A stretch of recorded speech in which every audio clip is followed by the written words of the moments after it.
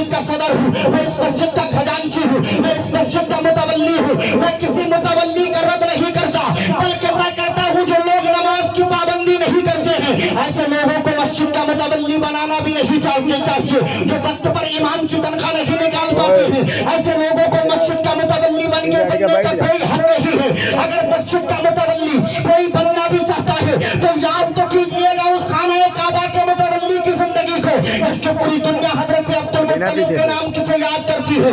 حضرت عبد المطلب روزانہ خانہ کعبہ کے صحن میں جایا کرتے تھے، اور جو لوگ دوسرے ملک سے آیا کرتے تھے خانہ کعبہ کا طواف کرنے کے لیے ان سے خیریت بھی پوچھا کرتے تھے، ان سے کھانے اور پینے کے لیے بھی پوچھا کرتے تھے۔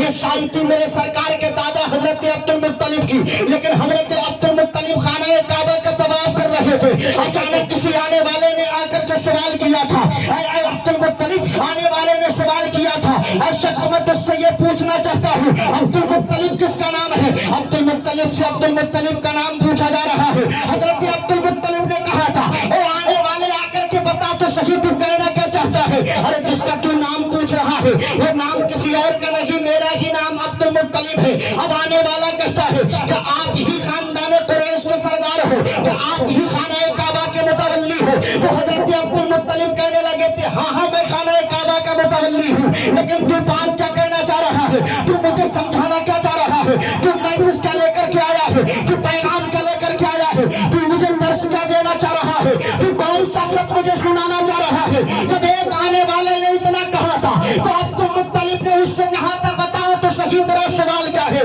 تو آنے والا برجستہ کہنے لگا تھا، ارے عبد المطلب میں ایسی خبر لے کر کے آیا ہوں کہ تمہارے اندر اتنی جرأت اور جسارت اور وسعت اور سکت نہیں ہے کہ تم میری خبر کو سن سکو، کہ تم میرے ایسمائش کو سن سکو، کہ تم میرے پیغام کو سن سکو۔ تو عبد المطلب نے کہا تھا، اے آنے والے آ کر کے بتا تو صحیح تیرا پیغام کیا ہے؟ تو اس نے کہا تھا، سن لو عبد المطلب، یہ بتاؤ کہ تمہارے ہی بیٹے کا نام عبداللہ ہے؟ تو عبد المطلب نے کہا تھا، ہاں میرے بیٹے کو ہی عبداللہ کہا جاتا ہے، میرا ہی بیٹا عبداللہ ہے۔ وہ آنے والا کہتا ہے، ارے تمہارا ہی بیٹا عبداللہ تجارت کرنے کے لیے گیا ہوا تھا۔ تو عبد المطلب کہتے ہیں، ہاں میرا بیٹا ہی تجارت کرنے کے لیے گیا تھا، بتا تو صحیح تو کیا کہنا چاہ رہا ہے؟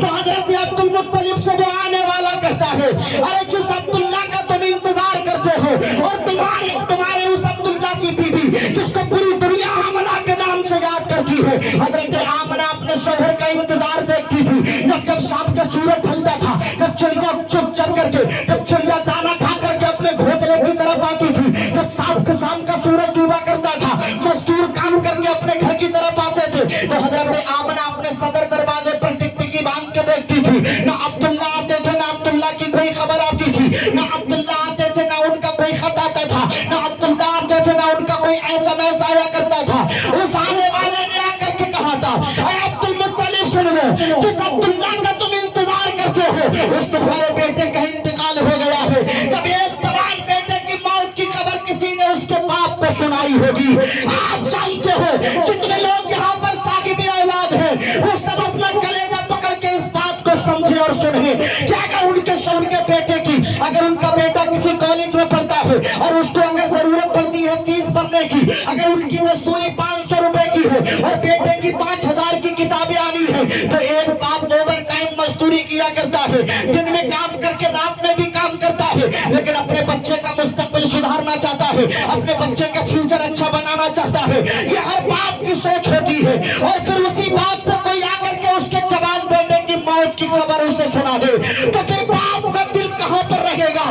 باپ کا دل تو پارا پارا ٹکڑے ٹکڑے ہو کر کے منہ کو آنے لگے گا۔ حضرت عبد المطلب کا کلیجہ منہ کو آ جاتا ہے، آنکھ سے آنسو سامنے اور بھادوں کی طرح زمین پہ ٹپ ٹپ گرنے لگتے ہیں۔